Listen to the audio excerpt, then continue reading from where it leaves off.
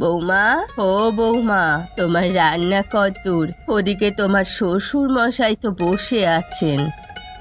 এই তো মা, কেবল উনুন জ্বালিয়েছি, রান্না হতে হতে আরো ঘন্টা খানেক লাগবে। ঘন্টা খানেক? এতক্ষণ কি ও বসে থাকবে নাকি?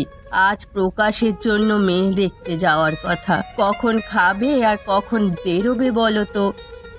বাবা তো আর একা যাবে না মা, আপনার ছেলেরাও যাবে, ওদের বাইরে খেয়ে যেতে বলুন না। ঘরে বউ থাকতে বাইরে খাবে কেন? সবই আমার কপালের দোষ।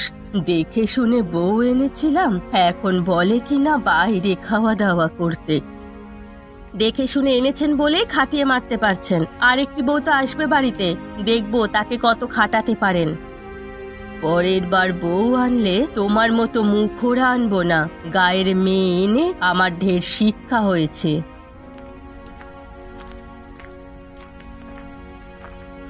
গিন্নি, আরে ও গিন্নি, আমি বেরোচ্ছি। সে কি গো, কিছু যে মুখে দিলে না? না গিন্নি, এখন আর কিছু খাবো না। ট্রেন চলে আসবে কিছুক্ষণের মধ্যে, খেয়ে গেলে আবার ট্রেন ধরতে পারবো না। তাহলে একবারে মেয়ের বাড়িতে গিয়েই খেও, কত মজার মজার খাবার রান্না করবে।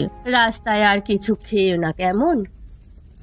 ঠিক আছে গিন্নি, সে নিয়ে তোমাকে ভাবতে হবে না। আর যৌতুক কি কি দেবে তাও ঠিক করে এসো, বড় ছেলের মতো ঠকে এসো না যেন। সে আমার মনে আছে গিন্নি। এবার তাহলে গেলুম, সব ঠিক থাকলে পাকা কথা সেরে ফেলবো।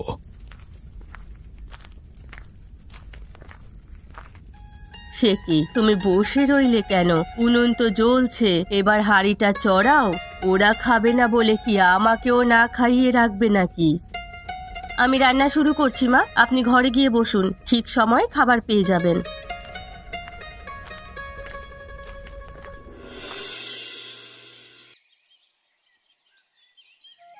মেয়ে আমাদের পছন্দ হয়েছে বিআই সাহেব। এই মেয়েকে আমার ঘরের বউ করে নিয়ে যেতে চাই। বেশ বেশ, তাহলে পাকা কথাটা সেরে ফেলা উচিত। তোমার কি চাওয়া পাওয়া আছে বাবা জীবন? হ্যাঁ, বাবার পছন্দ হলে আমি বিয়ে করব, এতে পাকা কথার কি আছে? পাকা কথা বলতে কি দেনা পাওনা হবে সেই বিষয়টা। মেয়েকে শুধু তো একা নিয়ে যেতে পারবো না। আমি যৌতুক নিয়ে বিয়ে করব না বাবা, বিয়ে যদি করতেই হয় যৌতুক ছাড়া করব। কি বলছো বাবা জীবন?